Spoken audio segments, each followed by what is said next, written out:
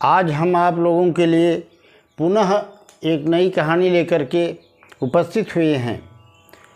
कहानी को पूरा देखिएगा और अच्छी लगे तो वीडियो को सब्सक्राइब लाइक अवश्य कर दीजिएगा, क्योंकि हमारा जो नियम है कि जो आप कमेंट करते हैं उस कमेंट को हम आपका नाम बोलते हैं और बताते हैं, और आपका जो हमारे लिए निर्देश होता है उसका पालन करने का प्रयास करते हैं। इसलिए वीडियो को लाइक सब्सक्राइब अवश्य कर दीजिएगा। तो देर न करते हुए चलिए हम कहानी में प्रवेश करते हैं। मित्रों, पुराने ज़माने की बात है कि श्यामलाल का एक लड़का था शंकर, और श्यामलाल जो था वह भगवान शिव का बहुत बड़ा भक्त था। वह प्रतिदिन भगवान शिव का नाम लिए बिना कोई काम नहीं करता था और स्नान ध्यान करके भगवान शिव की पूजा करता था, उनके मंदिर जाता था और आकर के तब भोजन करता था। एक दिन उसका बेटा शंकर उससे आकर के पूछा, पिताजी आप किसका नाम लेते हैं और किसका भजन करते हैं, किसका ध्यान करते हैं, और ये भगवान कैसे हैं? तो श्यामलाल ने बताया, बेटा भगवान बहुत ही ऊंचे दर्जे के पावर वाले व्यक्ति हैं और उनके अनंत नाम है। कोई उन्हें भोलेनाथ कहता है, कोई महादेव कहता है, कोई शंकर कहता है, कोई शिव कहता है, और वो इतने भोले हैं कि अपने भक्तों के कष्ट को सहन नहीं कर पाते, इसलिए ज़्यादातर लोग उन्हें भोलेनाथ कहते हैं और मैं भी भोलेनाथ ही कहता हूँ। तो मित्रों, ये बता ही रहा था तो उसके बेटे ने कहा कि मैं भी आज मंदिर में जाकर के और भोलेनाथ से आपकी उन्नति के लिए प्रार्थना करूंगा। तो उसकी माता आकर के बोली कि बेटा वहाँ जाना तो नंदी के कान में अपनी प्रार्थना जरूर कहना, क्योंकि भगवान शंकर नंदी की बात को सबसे पहले सुनते हैं और उसको महत्व देते हैं। अब श्यामलाल का बेटा शंकर भगवान शिव के मंदिर में गया और नंदी के कान में अपने पिताजी के स्वास्थ्य की कामना की और अपनी आर्थिक उन्नति की कामना व्यक्त की, और भगवान शिव को प्रणाम करके अपने घर वापस आ रहा था। वह आ रहा था कि रास्ते में उसे एक दाढ़ी रखे हुए महात्मा मिल गए, जो कि विभूति लगाए हुए थे अपने शरीर पर, और उनके साथ एक बैल था। तो उसने कहा, बेटा इधर कहीं जल है? मेरा ये जो मित्र है ये प्यासा है, इसे पानी की ज़रूरत है। तो उस बालक ने कहा कि महात्मन यहाँ तो कोई जल नहीं है, पर मेरा घर तो पास में ही है, आप चलिए मेरे घर पर, आपके मित्र को मैं पानी पिला दूँगा और आपकी भी सेवा करूँगा। उन्होंने कहा, नहीं नहीं, मेरा मित्र प्यासा है, इसे ही केवल जल पिलाना है। तो मित्रों, वह अपने घर ले गया बालक, और वह महात्मा जी वहाँ बैठे तो उसकी माँ उनके लिए पेड़ा और जल लेकर के आई, उन्हें पिलाया, और शंकर जो था वह दौड़ दौड़ कर पानी लाया और बैल को जल पिलाया। भगवान शंकर जो कि महात्मा बने हुए थे अंदर अंदर बड़े प्रसन्न हुए। तब उन्होंने पूछा कि घर में क्या तुम ही दो लोग रहते हो? तो उन्होंने बताया, नहीं मेरे पिताजी हैं, पर इस समय बीमार चल रहे हैं, और उनकी बीमारी का बात सुन करके महात्मा जी ने कहा, मैं उन्हें देखना चाहता हूँ। तो लोग ले गए उनको दिखाने के लिए, और जैसे ही महात्मा जी की नज़र श्यामलाल पर पड़ी और श्यामलाल ने महात्मा जी को देखा, तो उसमें वो साक्षात शंकर जी नजर आने लगे और उसकी आँखों से आंसू डबडबाने लगे। महात्मा जी मुस्कुरा दिए और पुनः वहाँ से वापस आए। तो बेटा जो था शंकर, उसने पूछा, पिताजी आप रो क्यों रहे थे? उन्होंने बताया श्यामलाल ने कि बेटा मैं जिनकी आराधना करता हूँ, लगता है वही साक्षात मेरे सामने आज आ गए और मेरी मनोकामना पूर्ण हो गई। उन्हें देखते हुए मेरे आँखों से आंसू बह निकले।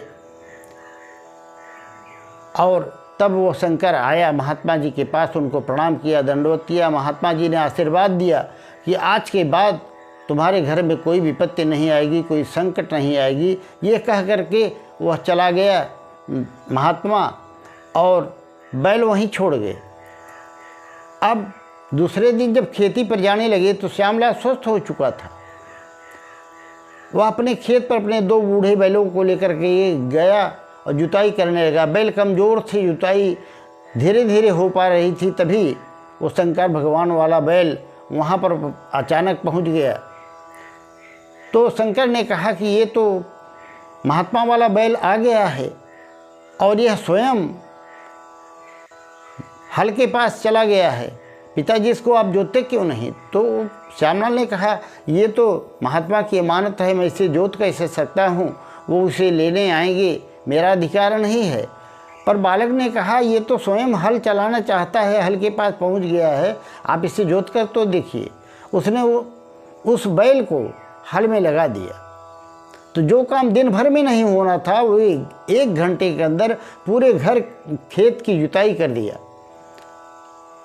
श्यामलाल बड़ा प्रसन्न हुआ और बैल लेकर के घर वापस आया और अपनी पत्नी को बताया। तो मित्रों, उस बैल की जुताई से उस साल श्यामलाल की फसल पूरे गांव वालों से सबसे अच्छी हुई और उसकी पैदावार भी बहुत बढ़िया हुई। अब पूरे गांव में हल्ला हो गया। अब ये बात सुनकर के उस गांव का जो जमींदार था वह श्यामलाल के पास आया और उसने कहा कि जो तुम्हारा ये नए वाला बैल है, इसकी जो भी कीमत मांगो मैं तुम्हें दे दूँगा, ये बैल मुझे दे दो। श्यामलाल ने कहा ये बैल मेरा नहीं है, ये महात्मा का अमानत है, वो मांगने वाले हैं, मांगने आएंगे और तो मैं क्या दूंगा, मैं इसे बेच नहीं सकता।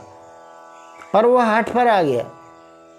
उसने रात में उस बैल को चुराने का निश्चय किया। वह अपने घर चला गया और 2 साथियों को लेकर के रात में चोरी करने आया।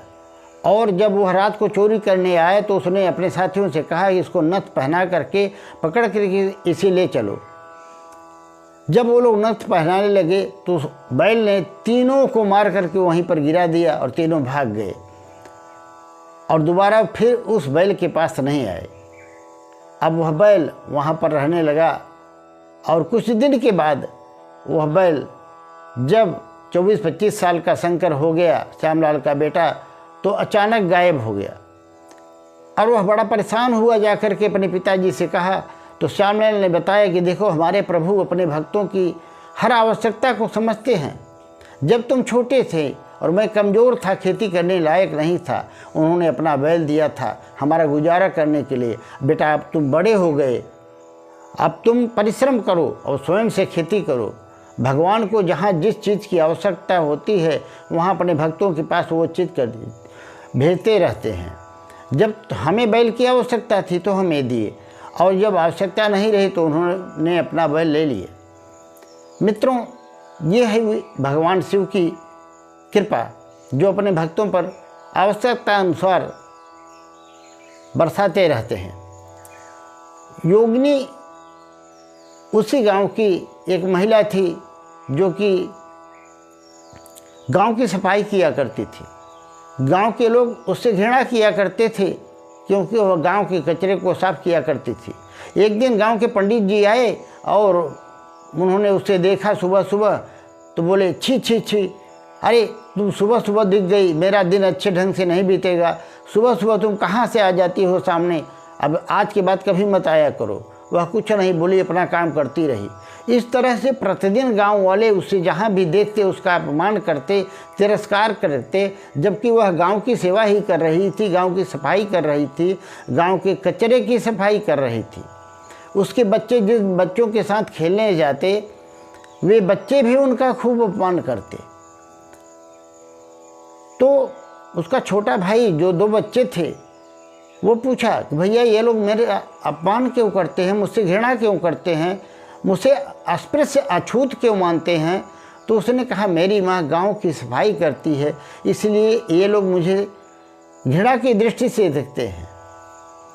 तो उसके बेटे ने कहा ये तो अच्छा काम है, मेरी माँ बढ़िया करती है, गांव की सफाई करती है, तो इसमें अस्पृश्य मानने की क्या बात है। पर उसने कहा भैया अब इन लोगों की सोच को कौन बताए। तभी उन लोगों ने गांव में बात हो रही थी कि शिवरात्रि पर बहुत बड़ा मेला लगेगा और भोग प्रसाद बटेगा, खूब अच्छी अच्छी मिठाइयाँ बटेंगी और भगवान शंकर के दर्शन भी होंगे। दौड़ करके वो लोग जाकर के अपने माँ योगिनी को बताया कि माँ, आज के तीसरे दिन शिवरात्रि होगी, जिसमें हम लोगों को खूब खाने पीने का भंडारा खाने का मौका मिलेगा और भगवान शंकर का दर्शन भी हुआ। शिवरात्रि का दिन आया तो योगिनी अपने दोनों बच्चों को लेकर के गई, पर मंदिर के द्वार पर जैसे वह पहुंची थी तो वहाँ के पुजारी ने डांट करके उसे भगा दिया कि तुम अछूत हो, तुम अस्पृश्य हो, तुम अपवित्र हो, तुम मंदिर में प्रवेश नहीं कर सकती, तुम बाहर जाओ। और उसे डांट करके भगा दिया। उसे बड़ा दुख हुआ और वापस आते समय वो अपने घर आई तो बच्चों ने पूछा, माँ उन लोगों ने मुझे डांट करके भगा दिया, प्रसाद भी नहीं लेने दिया। उसकी माँ कहा, बेटी ये लोग नहीं जानते, पर भोलेनाथ सब कुछ दिल की बात जानते हैं, वो अपने भक्तों की बात को जानते हैं, उन्हें मान देते हैं।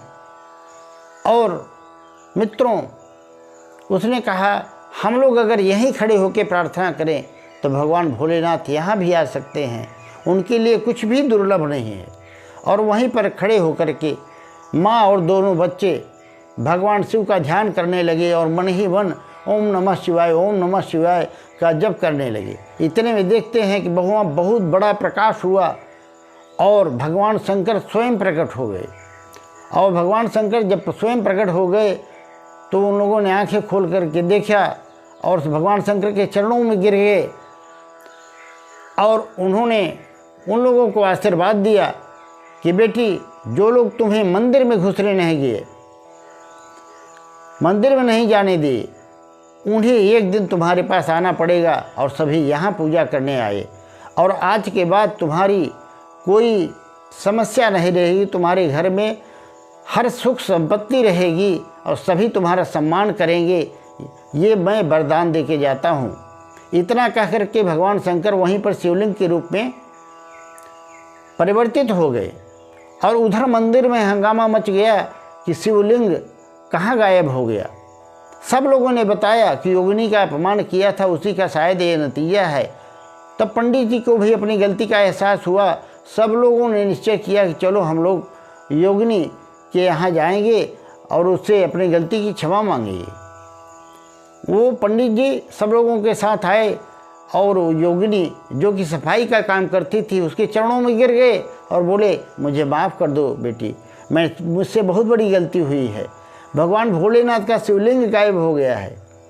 तभी उन्होंने देखा कि उसके घर के बाहर शिवलिंग, वही शिवलिंग वहाँ पर स्थापित पड़ा है। तो योगिनी ने कहा, आप मुझसे बहुत महान है, आप मेरे पैर मत पड़िए, आप भगवान शंकर के पैर पड़िए, ये शिवलिंग है। सबने जाकर के शीश नवाया, भगवान शिव को प्रणाम किया। और जो लोग उसको अस्पृश्य मान करके मंदिर में नहीं घुसने देना चाह रहे थे, मंदिर से भगा दिया था, वही आज सब लोग उनके द्वार पर प्रतिदिन पूजन करने आने लगे। भगवान भोलेनाथ बहुत ही कृपालु हैं, बहुत ही दयालु हैं और आशुतोष हैं, अपने भक्तों पर शीघ्र ही प्रसन्न होने वाले हैं। जो भी व्यक्ति भगवान शिव की शरण लेता है उसके सारे कष्ट दूर हो जाते हैं और उसे कभी भी धन की कमी नहीं रह जाती है। तो मित्रों, वीडियो अच्छा लगा हो तो सब्सक्राइब लाइक करके कमेंट अवश्य कर दीजिएगा। और कमेंट में मैं उन लोगों का नाम बताता हूं जिन्होंने हमारी सजेस्ट किया है। तो योगेश वाराणसी से, और निर्मल कुमार मुरादाबाद से, मोहनलाल प्रयागराज से, शंकर सिंह फैजाबाद से, मुकेश प्रयागराज से, विनोद वाराणसी से, ऐसे ही कुछ और नाम है जो हम लोगों ने हमको वीडियो बनाने के विषय में सजेस्ट किया है। और उनकी इच्छा है कि धार्मिक वीडियो बनाऊं, धार्मिक कहानियों के रूप में। तो मित्रों, मेरा प्रयास रहेगा कि अगला वीडियो हमारा धार्मिक कहानी पर आधारित होगा। तो प्रेम से बोलिए राधे राधे, जय श्री कृष्ण।